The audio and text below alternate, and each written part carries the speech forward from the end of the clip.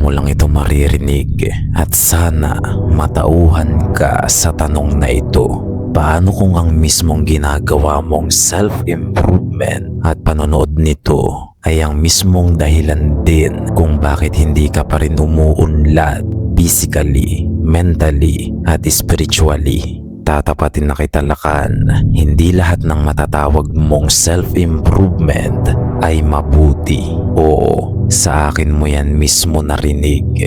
At oo, kailangan mo naman talagang mag-grow. Ngunit paano kung ang sobrang focus mo sa pag-improve ang nagiging dahilan din kung bakit hindi ka makausad sa totoong buhay? The dark side of self-improvement. Yan ang pag-uusapan natin dito. Ihanda mo ang sarili mo.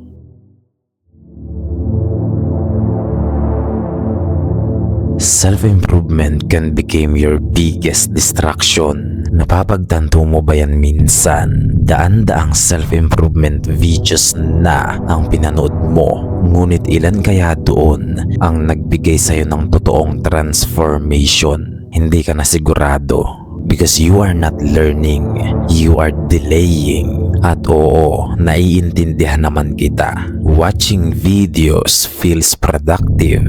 Reading books feels like progress. But nothing actually changes. Halimbawa na lang, pwede kang magbasa araw-araw ng The Daily Stoic. Pero kung umiiwas ka pa rin sa discomfort, aesthetic discipline lang ang ginagawa mo. Knowledge without execution is just an illusion. Marami kang natutunan, hindi mo naman may apply lahat. Mabubulok lang yan dyan sa utak mo. And inspiration without action is just an entertainment. Hindi mo ba napapansin? Nililibang mo na lang ang sarili mo sa panonood ng mga self-improvement videos dahil masarap sa pakiramdam, hindi ba? Ginawa mo ng entertainment. Alalahanin mo ito, kung hindi magbabago ang mga habits mo, wala ring magbabago sa buhay mo. Kahit gaano pa karami ang matutunan mo rito. Naunawaan mo ba yan?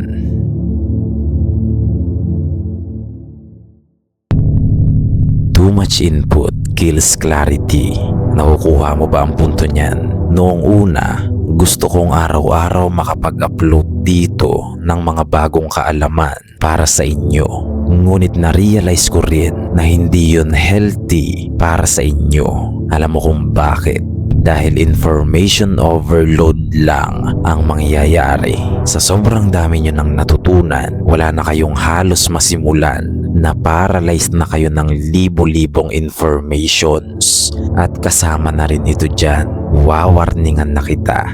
Yung pakikinig mo ng iba't ibang advice mula sa iba't ibang influencers o creator dyan, nagke-create yan ng confusions sa utak mo dahil sa iba't ibang methods na kinukonsume mo. Kaya ang mangyayari, you end up doing nothing consistently. Kaya real talk lang, kaya ka nahihirapan mag-improve dahil masyado kang maraming kinukonsume, ngunit konti lang ang ina-apply mo. Clarity doesn't come from more information, it comes from action.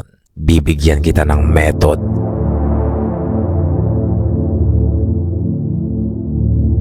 Para klaro at may structure ka, gawin mo itong 70-30 rule.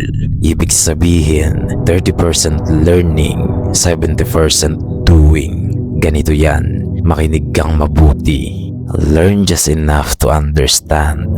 Hindi mo kailangan ng sobrang daming knowledge. Ang ilan ay sapat na dahil ang mas mahalaga ay may masimulan ka. Spend most of your time executing. Bibigyan kita ng halimbawa para mas malinaw. Halimbawa sa fitness. Imbis na manood ka ng sandamakmak na workout videos, magsimula ka ng mag-workout. Nakukuha mo ba? Sa business naman, imbis na mag-research ka ng mag-research ng walang katapusan, simulan mo nang magbenta. Produkto man yan o serbisyo, ibenta mo na. At sa disiplina naman, stop planning and start doing. Nakukuha mo ba ang punto? You don't need another method. You need repetition.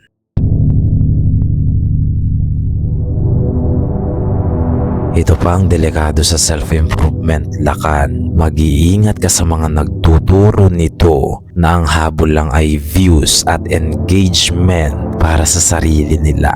Because not everyone teaching self-improvement is improving themselves. Marami dyan, tuturuan kang maging F-boy. Tumira ka lang daw ng tumira ng babae at gumawa ng pera. Tapos self-improvement daw yan. Hindi mo ba napapansin? Sinisira nila ang iyong kaluluwa. Tapos bine-brainwash ka nila para gawin mong Diyos ang pera. Nare-realize mo ba kung gaano kadelikado yan sa pagkatao mo? Anong silbi ng limpak-limpak mong pera kung mapapahamak naman ang iyong kaluluwa? Anong silbi ng kasikatan mo dito sa mundo kung sa langit hindi ka kilala ng Diyos? Naiisip mo man lang ba yan minsan? Oo, mahalaga ang mag-imbok ng pera, mag-invest at iba pa. Ngunit alalahanin mo, lakan, death is promised to all of us. Kaya ang pinakamahalaga pa ring investment mo rito sa lupa ay ang relasyon mo sa Diyos. At simple lang kung paano malamang delikadong influencer ang pinakikinggan mo. Una, focused on views, not transformation. Cloud chaser lang. Pangalawa, overcomplicate advice to sound smart. Yung pinagmumukhang tama ang mali para lang magtunog controversial upang makalikop ng atensyon. Hindi lang yan cloud chaser, deceiver din yan. At kung sila Kanleo ang hahanapan mo, ang dami na nating buhay na binago dito at nagawa natin yan kahit nakamaskara pa tayo. Dahil hindi ko naman habol ang recognition nyo kaya wala tayong muka. Sapat na sa atin ang patagong tumutulong ng walang hinihintay na papuri.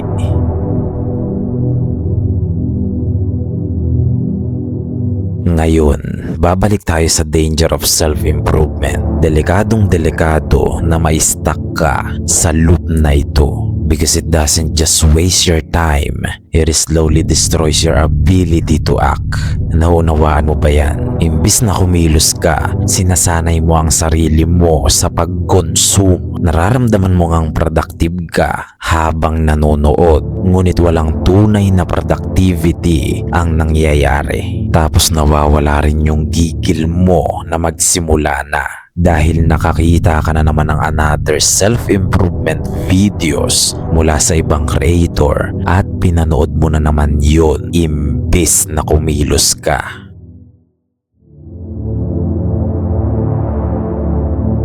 Alam mo bang sinasabi ng Bible sa ganitong usapin? James 1 verse 22, "But be doers of the word and not hearers only, deceiving yourselves." Sinabi diyan na ang karunungang walang pagkilos ay isang malaking deception. Nililinlang mo lang daw ang sarili mo. Niloloko mo lang ang sarili mo. Hearing the truth is not equals to living the truth. Naunawaan mo yan. Learning is not equal to obedience dahil pwede ka namang matuto, ngunit hindi ibig sabihin nun na sumusunod ka na rin. God is not impressed by what you know. He looks at what you do with it. Naunawaan mo ba yan, lakan? Ang karunungan ng tao ay nagmumula lahat sa Diyos. Kaya't hindi ka makakapagyabang ng talino mo sa Kanya. Siya ang nagbigay ng karunungan mo. Ang hinihintay lang niya ay kung ano ba ang gagawin mo sa karunungang ito. Nasusundan mo ba, lakan?